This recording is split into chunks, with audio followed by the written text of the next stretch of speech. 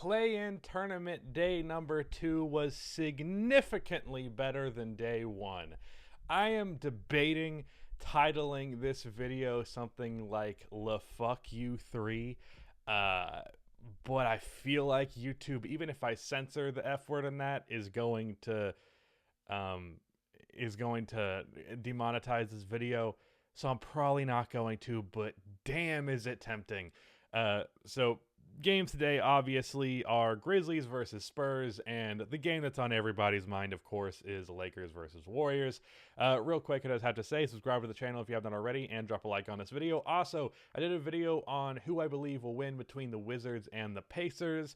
That video is performing terribly, so I don't think I'm going to do this video about the Warriors versus the Grizzlies, mostly because I think everyone expects the Warriors to win that game on top of that the Pacers Wizards video didn't do well. But if you have not watched it already and you'd like it to do, or if you could help me make it do a little bit better, I can't talk right now, that'd be appreciated.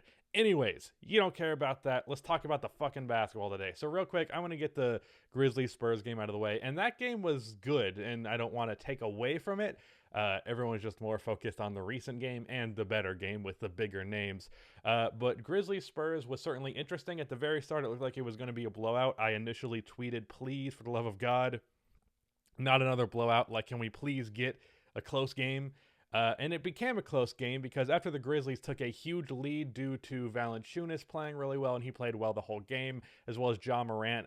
He was playmaking well and was making shots early. Same for Jaren Jackson Jr. Gradually, as time went on, the heat check or the hot streak that the Grizzlies had going on cooled down. They came back down to earth, and the cold streak for the Spurs, not for everybody, but for a majority of their players, gradually dissipated, and they were able to take advantage of a Grizzlies team that sometimes struggles offensively, and when they did not have that hot streak going for them, they were able to take advantage of it. But like I said, not everyone came back from being cold, because DeMar DeRozan was cold this entire game. Now, DeMar DeRozan is historically known as a playoff underperformer. He has many bad playoff moments, even full playoff series. The extent to which play-in is considered playoffs is something that I've seen debated, but like it is a playoff. Like, if you lose this game, your season's over, which is exactly what the Spurs did. So I think that pressure exists there.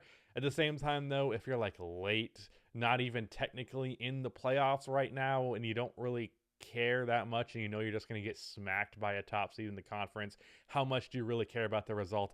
I don't know. But yeah, DeRozan not play well in this game. It started off because Dillon Brooks was just defending him amazingly, and this is the second time in a row where Dillon Brooks just plays phenomenal defense. He did this against Stephen Curry recently, but against DeMar, same thing.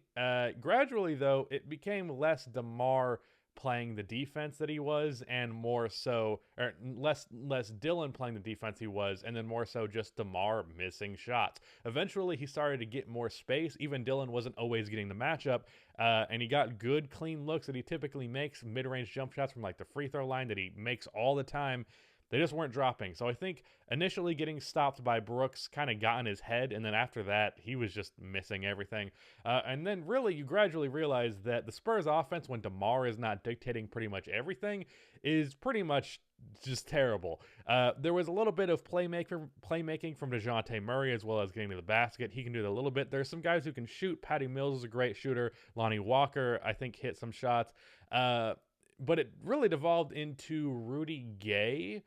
And he was not playing particularly well most of the game. He had stretches where his shots were going in, but like every time he touched the ball, he was taking some sort of fadeaway or pull-up mid-range shot, and it was kind of awkward. Not that there was necessarily that many better options, which is pathetic, but the Grizzlies we're not struggling too much to defend 34 whatever year old Rudy Gay pull-up mid-range shots. My friend, and you guys should know him, editor of the main channel, Rudy St. Clair, he was at this game in person, and I asked him, are these Rudy Gay pull-up mid-range shots getting you all nostalgic? Because he used to play for the Grizzlies and did it too much then as well. He did end up finishing the game with a pretty good box score, because to close the game, as it was relatively close, he started to hit the shots when it mattered most, which is fantastic. and that was kind of one of the main catalysts in them being in the game late. As for the Spurs, or not the Spurs, as for the Grizzlies side of things, uh, it was really mostly Dylan Brooks and Valanciunas. Ja Morant also had 26 and 6, but once again, his efficiency could have been better. And Valanciunas was really killing it on the glass. He had 18 rebounds, 5 of which were he had 23 rebounds, 5 of which are offensive. Excuse me. And he was just fantastic on the boards. And really, also, if you look at the plus minus in this game, you see Morant, Brooks, and Valanciunas, as well as Jaren Jackson. They all have huge plus minuses. It was really when the bench unit came in for the Grizzlies where things started to go bad. This entire game was mostly defensive, though. Final score 100-96. I think one of the quarters there was like 30 something points combined for both teams. There's just a whole lot of defense as well as just a whole lot of ugly offense. And it was an interesting game. It was a close game.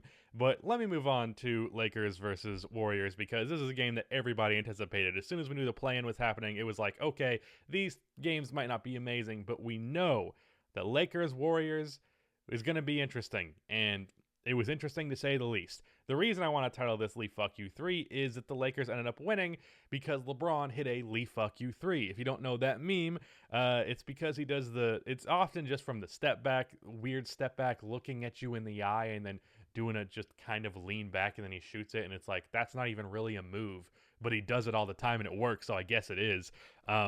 This one was not a move like that, but the shot clock was coming to an end. He gets the ball from very deep with Steph putting a hand up, which is very ironic to me. He hits a crazy deep three. Warriors next possession don't get the best look, or I think they did get a good look from Jordan Poole in the corner or something like that. I might be mixing up a different play, but that didn't go. Lakers possession, they try to score, fail. And then the Warriors go. I'm sorry to skip to the end of the game. I'll talk about the rest of it here, but this is just what's on the top of my mind because it just happened.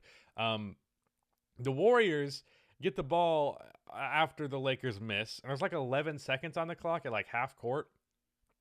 And apparently Steve Kerr is trying to call a timeout. I didn't actually look back at the footage. There might be people like trying to investigate, see if he was actually calling a timeout or not. People were saying he was. I had a tweet about it that I immediately deleted because everyone said, oh, Steve Kerr was trying to call a timeout. But like 9 seconds came off the clock trying to get the ball up to the half court, up to their side of the court.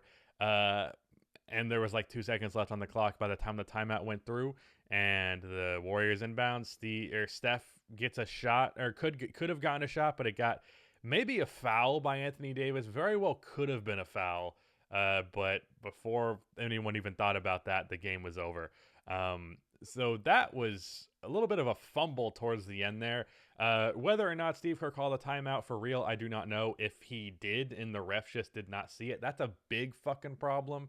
But is what it is. This ended up being the result. That LeBron 3 was ridiculous. I was sitting in a locker room, which is like an app where you talk to a bunch of people with subscribers, and they kind of spoiled it for me because they were like 30 seconds ahead. They were like, oh, and I was like, no, don't tell me.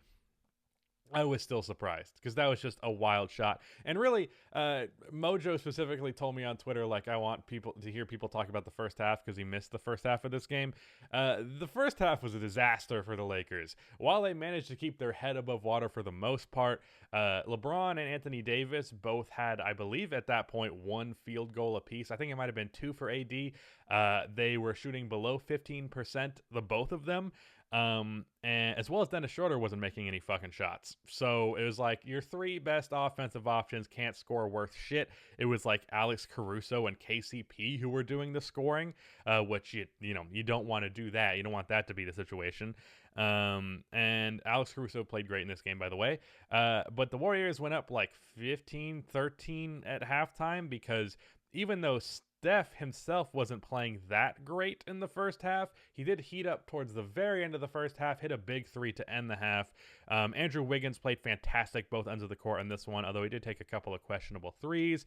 Jordan Poole hit a big shot, almost dunked on LeBron. That was cool. Juan Toscano Anderson played really well. Draymond Green defensively against Anthony Davis. Like, you want to give Anthony Davis shit for missing shots that he should have made, sure, would go for it. But Draymond put on a defensive fucking clinic on Anthony Davis, so you got to give him that credit. Overall, though, play-in tournament day 2, significantly better. Much more happy with this rather than the games we saw yesterday. At the end of the day, this game's not really going to matter unless somehow the Warriors lose to the Grizzlies. I am almost certain the Warriors are going to beat the Grizzlies, but anything's possible, I suppose. But assuming that does not happen, which I'm pretty certain it won't, it's just going to be these teams are going to stay in the same seedings they were. Like, I had a tweet that was like, we're all of this just for the seeding to stay the same, because the Lakers were the 7th seed. Now they are solidly the 7th seed. The Warriors are going to play the Grizzlies now for the 8th seed. I'm pretty certain the Warriors are going to win that game. So it's not actually going to make a difference in the standings.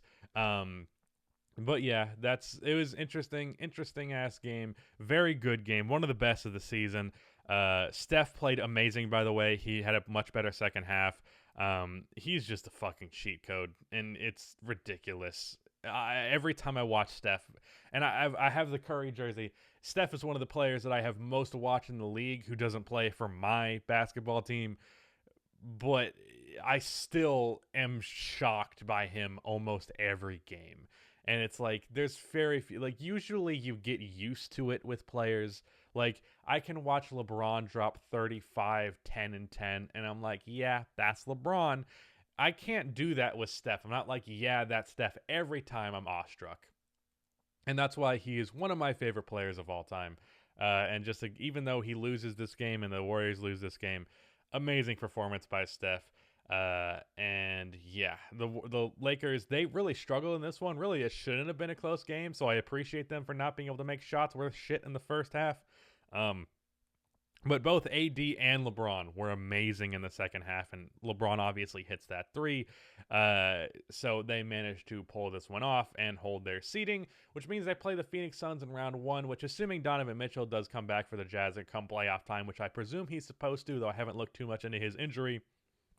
I would rather play the Suns in round 1 than the Jazz, especially from the Lakers' perspective. But regardless, I don't think it's going to make that big of a difference this game. But either way, doesn't really matter. Grand scheme of things, I don't care about that. This is just a fun-ass game, and it's nice when really there's just one game that's big, and it's not a finals or even real playoff game. A lot of the times, like first round, no one really cares until really you get to the second round, especially conference finals. It's nice that everyone unanimously in the NBA world can be focusing on one game and everyone appreciate it, and it's a great fucking game. Things like that are what makes being an NBA fan fun.